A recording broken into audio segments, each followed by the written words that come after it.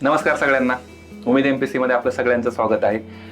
आज खास एक ऑकेजन आहे आणि हा व्हिडिओ बनवण्याचं रिझन म्हणजे आता नुकताच कंबाईन ग्रुप बीचा रिझल्ट लागलाय आणि त्याच्यामध्ये सिलेक्ट झालेले आपले एक विद्यार्थी, तर त्यांचा आपण सत्कार करत आहोत आणि ते विद्यार्थी आपलं थोडक्यात मनोगत व्यक्त करणार आहेत. तर मी त्यांना बोलवतो आपल्या इकडे.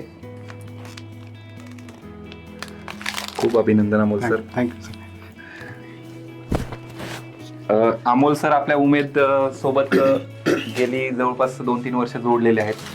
इव्हन त्याच्या आधी असेल, कारण उमेदचा आपला प्लॅटफॉर्म जो आहे तर तो प्लॅटफॉर्म बरेच दिवस तो एक हिडन टाईपचा होता, म्हणजे माझा फेसच रिव्हील नव्हता, टेलिग्राम थ्रू होता, त्यामुळे बरेच जण टेलिग्राम थ्रू जोडलेले. तर त्यांना काय वाटतंय किंवा त्यांचा रिझल्ट आल्यानंतर त्यांच्या फिलिंग्स काय आहेत आणि मग आपण तो विषयाकडे थोडक्यात जाऊया.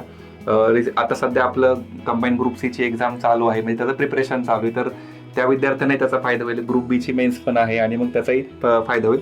तर सरांचं थोडक्यात सांगायचं म्हणजे की आता कंबाईन ग्रुप बीच्या रिझल्टमधून त्यांचा ऑल ओव्हर महाराष्ट्र 6वा रँक आलेला आहे आणि 6वा रँक येऊन त्यांना सब रजिस्ट्रार SRची पोस्ट मिळते. त्यांचा GS2चा जर म्हणजे त्यांचा पेपर 2चे मार्क जर बघितले तर राज्यामध्ये ते प्रथम आहेत, म्हणजे एवढे हायेस्ट मार्क काढलेले आहेत की ते आतापर्यंत कोणीच नव्हते तेवढे मार्क काढलेले. तर ते एक अचिव्हमेंट आहे. आपण त्यांच्याकडनं जाणून घेणार आहोत की थोडक्यात नक्की काय काय कसं कसं आहे. सर्वप्रथम तुमचं उमेदमध्ये स्वागत आहे. खूप खूप धन्यवाद सर. नक्की तुम्ही रिझल्ट तुमचा कसा व्यक्त कराल? रिझल्ट व्यक्त करायचा म्हणजे आता माझ्याकडे तसे जास्त शब्द मला सापडत नाही, पण मग एक जी मागचे 4-5-6 वर्षांची जी मेहनत केली होती त्याला शेवटी मला फळ मिळालेलं आहे. आणि फळ असं चांगलं मिळालं काही डायरेक्ट म्हणजे टॉपचेच मार्क आले. इतिहासात आत्तापर्यंत GS2ला 80+ मार्क कोणाला नव्हते, मला 82.75 मार्क आलेले आहे. आणि त्याच्यात आपलं उमेद MPSCचा खूप मोलाचा वाटा आहे. मग सिंहाचा वाटा म्हटलं तर त्याच्यात काही वावगं ठरणार नाही, कारण मी राज्यसेवेचं पहिले आधी राज्यसेवेचं प्रिपरेशन करत होतो. काही कारणामुळे राज्यसेवेचे अंतिम सिलेक्शन झालं नाही, पण त्या काळात GS4ची जी बॅच केलेली होती मी सरांची टेक्नॉलॉजीसाठी आणि इकॉनॉमिक्ससाठी, खास करून इकॉनॉमिक्सची बॅच.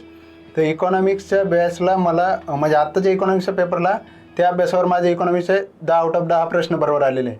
म्हणजे त्याच्यामुळे तो स्कोअर असा बुश झाला की तो डायरेक्ट 80+ गेलेला. म्हणजे इकॉनॉमिक्सचे क्वेश्चन हार्ड असताना सुद्धा मला चांगले मार्क आले सर. त्याच्यामुळे एक खूप म्हणजे हे जे कंबाईन मध्ये जे आहे म्हणजे ते म्हणतात की जे 10 पैकी 10 मार्क त्यांचे बरोबर आले, म्हणजे प्रश्न बरोबर आले, इंटू 2 मार्क आहेत आपल्याकडे.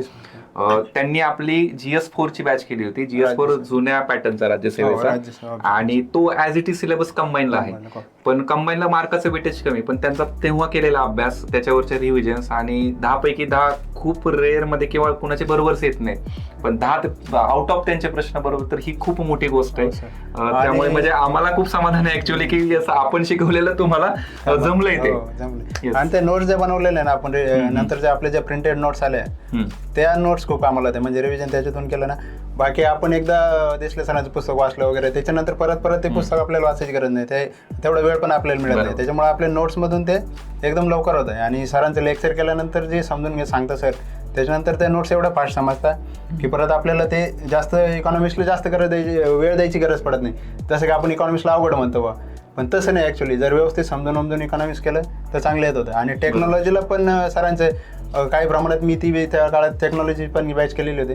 तर टेक्नॉलॉजी पण 8 प्रश्नापैकी 1 कॅन्सल झाला, 7 प्रश्नापैकी माझे 6 प्रश्न तिथं पण बरोबर, रिमोट सेन्सिंग आणि कॉम्प्युटरचे. अरे वा. तिथं पण मला त्या बॅच याचा फायदा झालेला.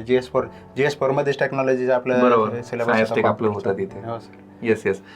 आता सध्या कंबाईन ग्रुप सीची प्रिलिम्सची खूप जोरदार चर्चा आहे म्हणजे काही ऑलरेडी ऍड आलेली, मुलं तयारी करतायत.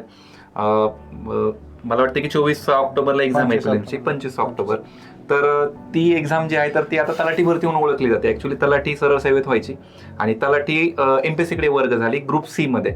तर ग्रुप सी आता तलाठी म्हणून अशी ओळखली जाते की खूप त्याच्यावरती आता तलाठीचा शिक्का बसलेला आहे. तर त्या एक्झामचा जो मुख्यचा सिलेबस आहे किंवा त्याचा प्रीचा जो सिलेबस आहे तोच कंबाईन ग्रुप बीच्या प्री आणि मेन्स आहे. म्हणजे सर ज्या एक्झाम मधून प्री पास झाले, ज्या एक्झाम मधून मेन्स पास झाले, तो ऍज इट इज सिलेबस, एक शब्दही बदल नाहीये, तो सिलेबस तलाठी भरतीला. त्यामुळे तलाठी भरतीची तयारी करणार आहे, म्हणजे मी तलाठी म्हणणार नाही तर गट क ची तयारी करणार आहे, कारण का त्याच्यामध्ये टॅक्स असिस्टंट पोस्ट आहे, त्याच्यामध्ये आपली टायपिंगची पोस्ट आहे, त्याच्यानंतर मग तलाठी आणि इतर पण काही पोस्ट आहेत. तर ह्या सगळ्या पोस्टचा सिलेबस सेम आहे. त्यामुळे त्या विद्यार्थ्यांसाठी सर तुम्ही काय मार्गदर्शन कराल आता, म्हणजे प्री कशी काढायची, कारण का प्रीचा सुद्धा सरांचा 100 पैकी हायेस्ट स्कोर होता 67.50. म्हणजे मला 67.5. तसं सांगायचं गेलं 2024ला प्रीला माझे 65 होते, 65 मार्क. 2025च्या प्रीला 67.50 मार्क होते, जो की एक अवघड पेपर समजला गेला.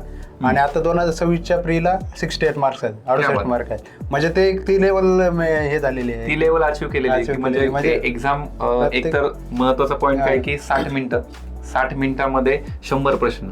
बऱ्याच विद्यार्थ्यांचा प्रश्नच वाचून होत नाही एका तासामध्ये, आणि मग सरांनी त्याच्यामध्ये सुद्धा 65+ मार्क घेतलेत, म्हणजे खूप मोठी गोष्ट. कंटिन्युअस 3 वर्ष.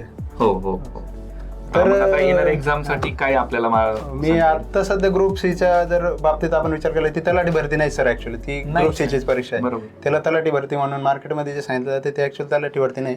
तर आपल्या ग्रुप सीचा अभ्यास करायचा आहे आणि एमपीएससीच्या ग्रुप सीचा अभ्यास करायचा आहे. त्याच्यामुळं आणि आता जागा भरपूर असल्यामुळे कसं होणार आहे, प्रीचा कट ऑफ थोडा खाली लागणार आहे. त्याच्यामुळे आतापासून जर विद्यार्थ्यांनी थोडाफार मेन्सचा अभ्यास केला तर विद्यार्थ्यांना तिथं फायदा राहील, कारण मेन्सला नंतर 2च महिने मिळणार आहे. म्हणजे आता जीएसचा अभ्यास करताना आपण मेन्स ओरिएंटेड केला पूर्णपणे आवाका घेऊन, तर त्याच्यात प्री पण होणार आहे आणि मेन्सचा तुमचा अभ्यास पुढे तयार होणार आहे. त्यातनं आपल्याला काय होतंय, मेन्सची तयारी करताना आपण जीएसकडे एवढं लक्ष देत नाही, मराठी इंग्लिशमध्ये दिवस निघून जातात. आणि आता 2च महिने तर 2 महिन्यात मराठी इंग्लिश करता करताच आपलं येऊन किंवा जीएसकडे लक्ष देता येणार नाही. त्याच्यामुळे आता जेव्हा विद्यार्थी प्रीचा अभ्यास करतील तेव्हा त्यांनी मेन्स ओरिएंटेड केला, पूर्ण सिलेबस आवाका घेऊन केला, तर मुलं विद्यार्थी फायद्यात राहतील असं मला वाटतंय. Yes yes. तर गट क ची तयारी करणारे, म्हणजे तलाठी भरती नाही म्हणायचं आपल्याला, जरी ते टॅग लावले असले तरी पण गट क ची तयारी करणाऱ्या विद्यार्थ्यांनी ही काळजी घेणं आवश्यक आहे की जीएसचा तेवढा वाटा महत्वाचा आहे आणि आपल्याला प्री आणि मेन्सला तो एकत्रित महत्वाचा आहे. मग आपल्याला मेन्सला परत लँग्वेजचा विषय आहे. सरांचा सेपरेट वेळ घेऊन आपण काय करूया की नंतर पेपर 2 साठी प्रॉपर स्ट्रॅटेजी, म्हणजे पेपर 1 तर आहेच आहे, पण पेपर 2 मध्ये खास त्यांना जे टॉपचे मार्क आले तर त्याच्यासाठी आपण सेपरेट स्ट्रॅटेजी ठेवूया. त्याच्यामध्ये अगेन आपण क्वेश्चन आन्सर मध्ये जाऊया की प्रत्येक सब्जेक्ट वाईज, म्हणजे हिस्ट्रीला कसं केलं सरांनी, जिओग्राफीला कसं केलं, इव्हन पॉलिटिक्स सुद्धा खूप मोठा वाटा आहे त्याच्यामध्ये, टेक आहे त्याच्यामध्ये, करंट अफेअर्स आहे त्याच्यामध्ये, मॅथ्स रिजनिंग महत्वाचं आहे. मला वाटतं की 22 क्वेश्चन त्याच्यामध्ये येत आहेत. त्याच्यामध्ये ऍक्टचे सुद्धा 2-3 क्वेश्चन येतात, तर तेही महत्वाचं आहे, आणि इकॉनॉमिक्स वगैरे. तर या सगळ्यावरती आपण डिटेल घेऊयाच. तुर्तास आपण थांबूया. सर, तुम्ही उमेद एमपीएससीला भेट दिली त्याबद्दल खूप धन्यवाद. तुम्हाला खूप साऱ्या शुभेच्छा. थँक्यू. Yes yes, thank you.